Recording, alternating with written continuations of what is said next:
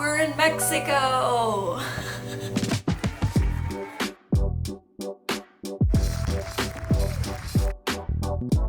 This is actually nice, having like a talking video like this. We're 1 week away from the Employee of the Year event, and DHL sent me a package, so let's unbox it together. Oh my god! So, how did we get here? I won Employee of the Year 2024. The same year my mom died. The same year I got Bell's palsy. I feel like it's a good time to reflect and just really internalize how life can truly knock you down. But as long as you keep going, literally the only way to go is up. Even though 2024 was a really difficult year for me, it was kind of a blessing in disguise to have gone through my Vipassana or meditation retreat the same year this all happened. Because I feel like, if I can quote Nietzsche, there's always going to be suffering. It's what you make with that suffering. How does this recognition make me feel? How does this recognition makes me feel?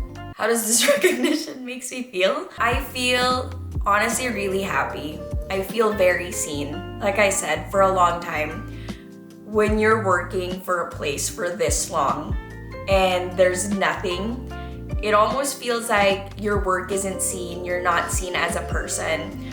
But I realized that, like they said, good things take time.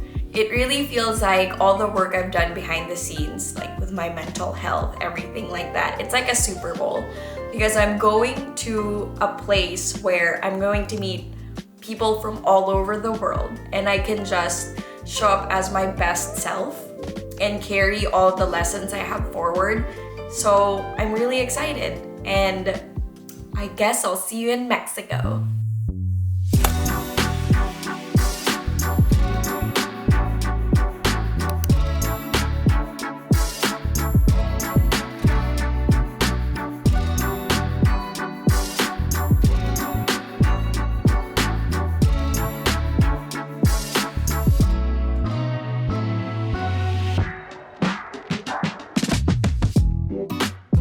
We're doing a welcome dinner tonight, and the next 3 days they've planned an outreach, a fun activity. I did speedboat and snorkeling, and then the last night will be a gala, and I'm so excited. I remember just 2 nights ago when I came here and I had so much social anxiety.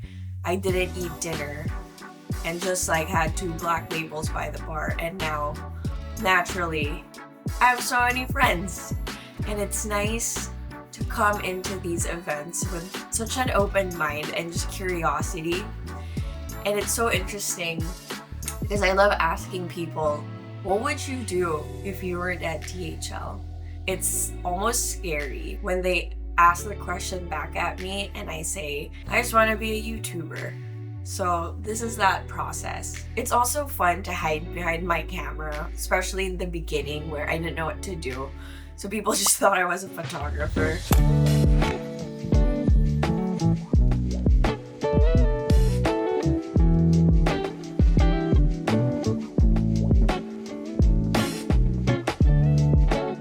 I feel really grateful and privileged to work for such a huge company.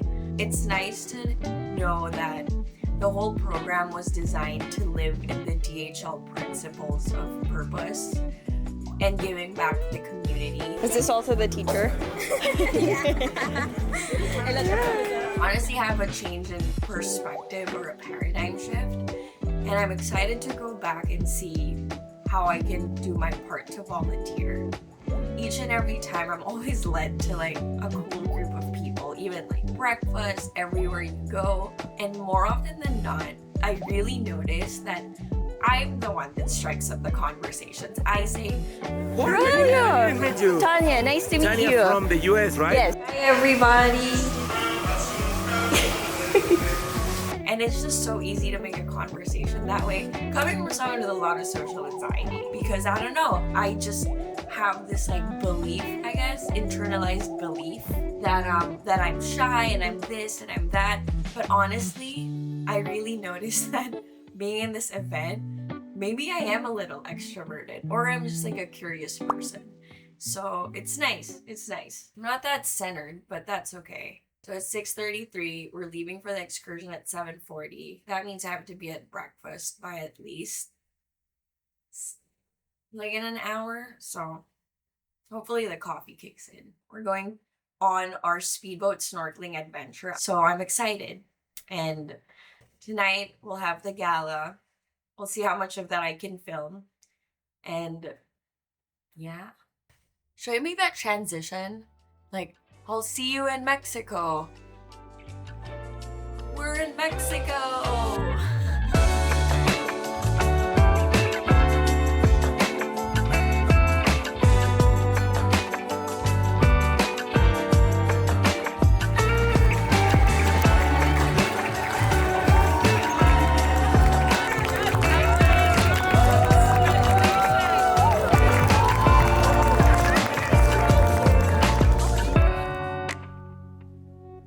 I started working for DHL 7 years ago, and it's almost faded because I remember right before I had already told my mom that I was ready to come home because I didn't like my current job. I just moved to the US. I was literally alone. I didn't have any like family close to me. I remember the day I got the offer letter and I found out I was moving to San Francisco, and I was like, oh my God. And it was crazy because growing up, my dad used to tell me that when they lived in the US, he used to live in San Francisco as well. And he also worked for a logistics and supply chain company. 7 years in the same role. He used to be so insecure about it. I'm the only one that's thinking that, and it doesn't matter. Like, I've literally met other people here who have been doing the same thing for 23 years. And they're just like, I'm cool. There's something liberating about being in a group of strangers. I remember 4 years ago when I started watching the Joe Rogan podcast, I was like, damn, like I want to be just like him. He can just talk to anyone, continue and hold a conversation. I was literally not like this before. I would just be like one word answers. And now I feel like I've truly evolved into this person, especially based on like everyone that I've spoken to. I can now finally hold a conversation, be open and curious, and asking questions. Like what everyone says, it's honestly just about listening and curiosity. And the one word answers, I feel like that comes from a place of like not listening. You're just like trying to respond to a question and stopping there. But if you just keep your heart open and honest, like you'd be surprised with like the conversations that you would have with people. And coming from a limiting belief of saying like I'm such an introvert, I don't know anymore. I don't think so. Wow, look at that. But yeah, it's good.